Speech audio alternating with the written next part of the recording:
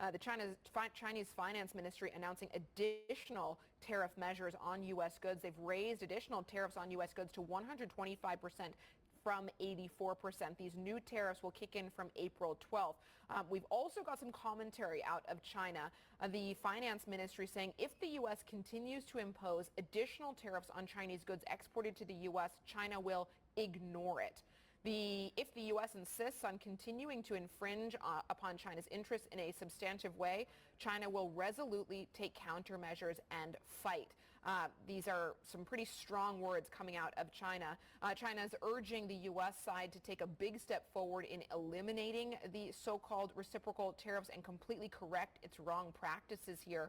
China firmly opposes, condemns the U.S.'s unilateral tariff measures, has taken resolute countermeasures to safeguard its own rights, urging the U.S. to take a big step in canceling these reciprocal tariffs. And the U.S.'s repeated imposition of abnormally high tariffs on China has become a numbers game and has no practical economic significance. This is coming out of China just in the last few minutes or so. And we have seen a reaction in markets as a result. You've got more selling in Europe. Xetra DAX now down about 0.8%. The FTSE MIB down about 1%. Clearly, this marks an escalation from China in terms of U.S.-China relations. Now turning to the bond market, U.S. corporate debt opened for some investors after President Donald Trump walked back on his tariff measures by initiating a 90-day pause. 4 companies, including a liquor maker Diageo, priced fresh debt following a dearth of corporate credit amid tariff volatility. Andrew Sheets is still with us, Global Head of Corporate Credit Research at Morgan Stanley. Andrew, talk to us. We're talking before the break about the action in bond markets, the volatility we've seen in treasuries. What's been happening in corporate credit? What's been the correlation between credit and yields here? Yeah, so I think the credit markets have been quite interesting because I think credit has this reputation of being this kind of canary in the coal mine, this thing that reacts early.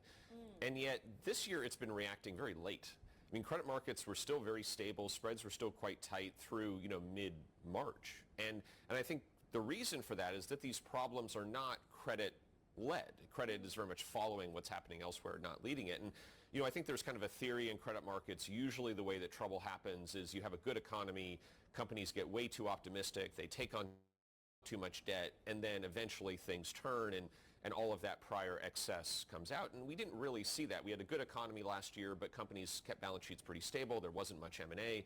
So that's a good thing. Kind of the micro is good. But I think the problem is the macro, as we were kind of discussing earlier, the macro's bad. Our growth forecasts at Morgan Stanley are coming down. Our inflation forecasts are moving up. We don't think that the Federal Reserve will ease policy like the market expects. And there's just a lot of uncertainty out there. And so I think in this environment, this is still one where I think investors were going to charge higher premiums.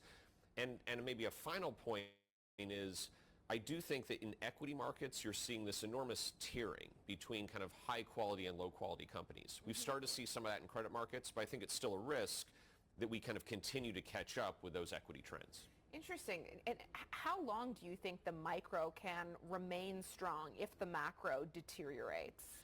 That's I think, a great question because the micro also tends to be somewhat lagging, that earnings are likely to be revised down if we continue to see our economic forecasts moving down. And this earnings season will also be interesting. And again, I think we've had very strong demand for corporate credit because yields have been high. And for now, that remains intact. But again, I think in environments where the world is weaker, where growth is weaker, where yields move lower, the demand could also weaken. And what about your default outlook? Has it changed at all in recent weeks? So we've moved our default rate forecast higher. We still don't think it's abnormally high. But again, I think this is a difficult dynamic where defaults often are lagging. And I think the economic weakness that we're looking for is still kind of a ways in the future.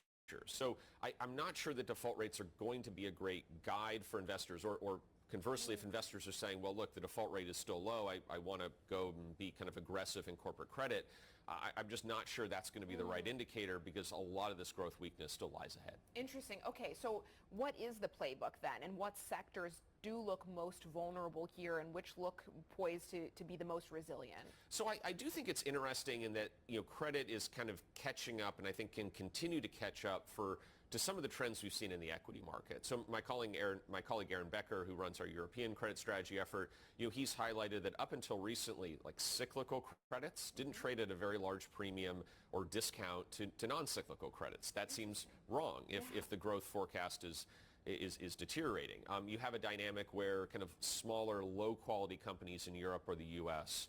trade at very large discounts in the equity markets. Small cap stocks trade at very low valuations. We haven't seen nearly as much of that in credit. So I think more of this decompression, more of this tiering between high and low quality, more of this tiering between cyclical and non-cyclical, that's a trend that we think continues. And so we kind of like the utility sector. We're more cautious on the energy sector, for example, given what's happening with oil prices, some of the cyclical risks there.